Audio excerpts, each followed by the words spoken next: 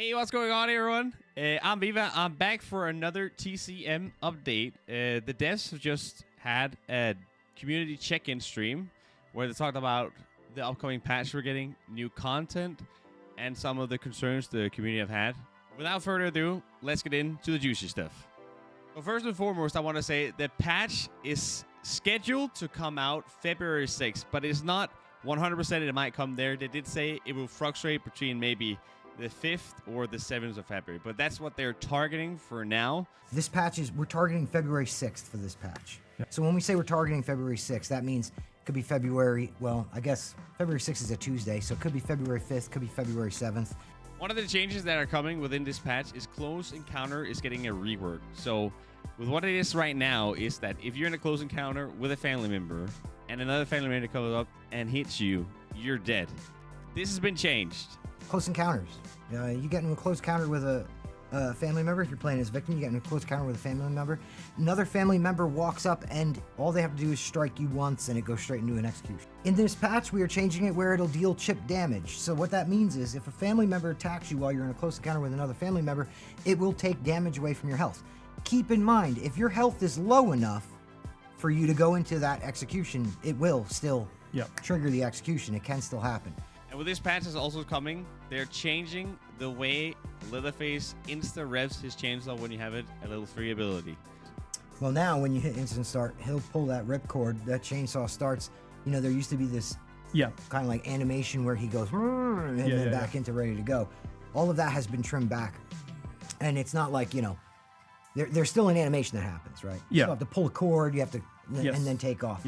But we've trimmed that way back, and we think the community's going to be pretty happy about that. They did say that it felt a bit underwhelming to go around not using your chainsaw while it's, you know, it's turned off. And then you have to start it again if you want to play a little bit more stealthy with Bubba, which you can do, but it's hard to do because it takes so long to rev your chainsaw back up. And with the Insta chainsaw on Bubba, they have also done it so you can break barricades in the basement faster. And I express basement because Matt, he did say basement. We've shaved just shy of 2 seconds off of the time it takes Leatherface to destroy a barricade in the basement.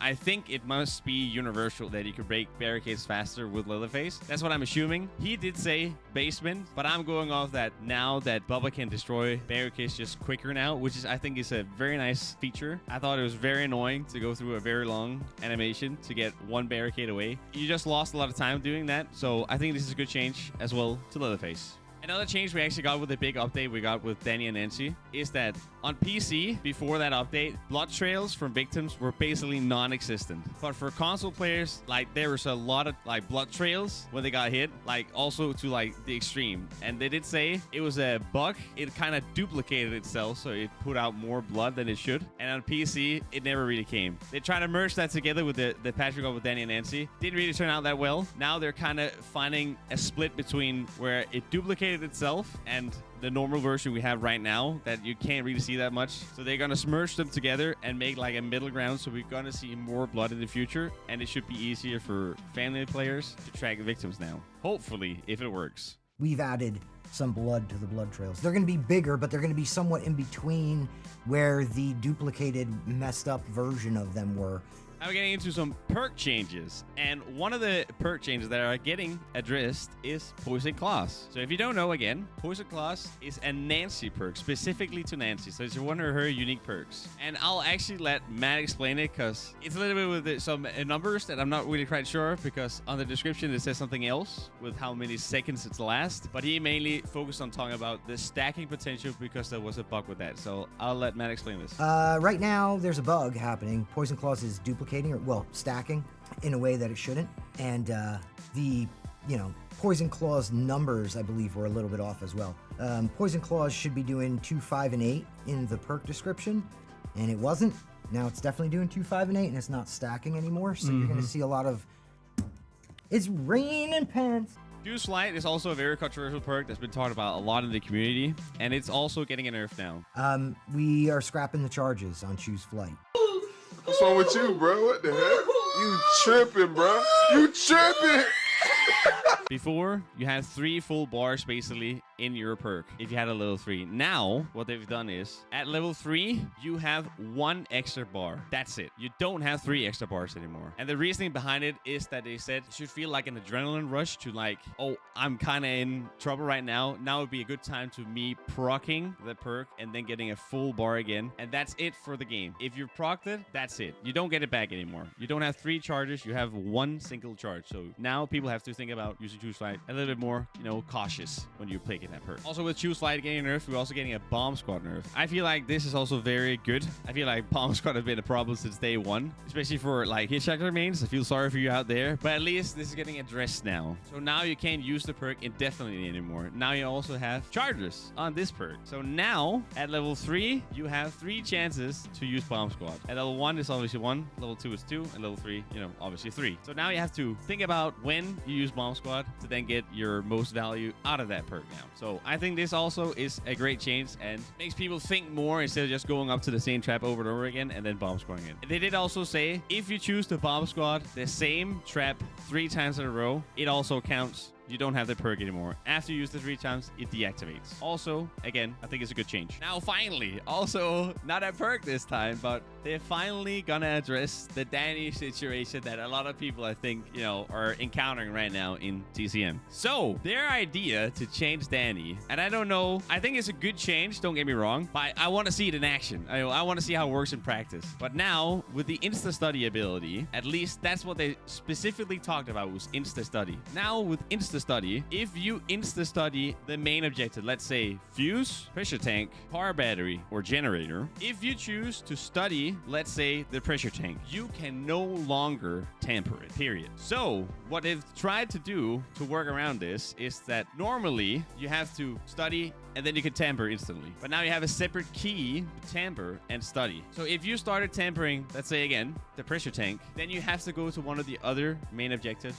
to then tamper it. I feel like it's a good change. I want to see how it works in practice. I still feel like Danny is gonna feel very scary to go against, but at least it's toned down a lot. I'm happy that you can't go insta tamper or insta study, tamper, and then boop. Just get away. I think it's a really good change. I'm excited to see that in game, so people actually don't want to dodge every lobby just because they see a Danny. So again, another good change. That's basically the stuff they talked about that's coming in this upcoming patch here. But now, they also wanted to focus on new content that's coming. And they said it like this. We are getting content from now and 90 days forward within that time frame. So let's say now is obviously day 1, and we are going to get content throughout the 90 days, like scattered across. So we're not just getting content. Let's say we got content now, and then we wait another 3 months, for example. So this is actually a good change. A lot of people were actually asking about this or requesting it, that we're getting content spread out a bit more. So it feels a bit more fresh coming in and playing the game. And they listen to the community, and they're going to do that. So big dubs,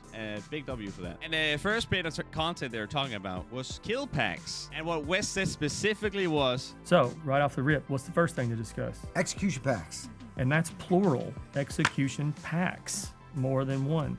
They did also say they're amping up the kind of gore or the graphic kills that we're getting. So I'm excited to see that. I love cool kills. And I've seen cool kills in Friday the 13th that they also made. So I know they got something good cooking for us right now. So let's see what's that going to be like. Then generally, they also talked about victims and family members are getting different skins also coming within the next span of 90 days. So interesting to see what kind of cool new skins we're getting for victim and family. I hope some are going to be for family because they're kind of lacking in skins right now. So I would like to see some love for the family players, all right?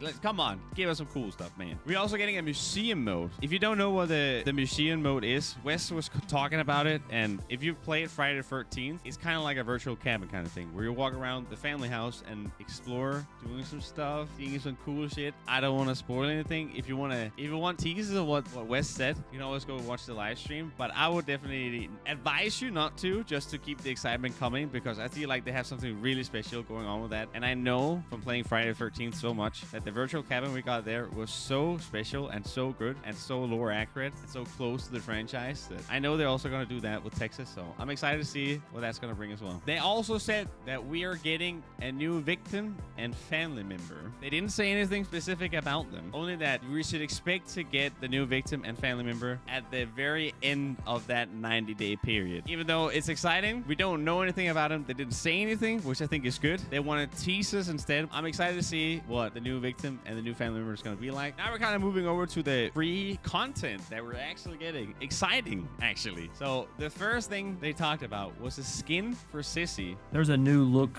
a new outfit that we're making for Sissy. And it's known as Bride Sissy.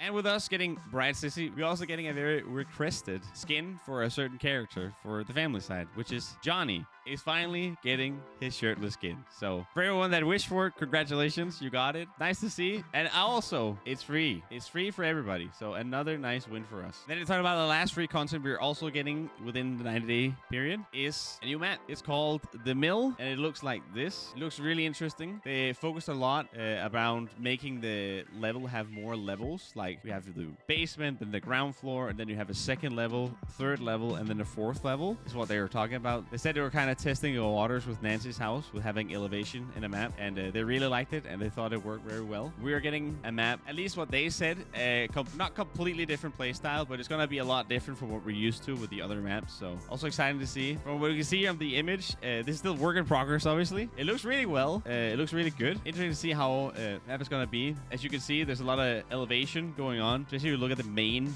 building right there in the middle. You can obviously go up top at the very top of that building. So there's probably a few floors in there, and then if you look down the bottom left, also elevation going on down there. So interesting to see how this map is going to work out, but it's always nice to get some cool new maps that we can play on and have fun on, of course. And with that said, that was basically the entire dev stream.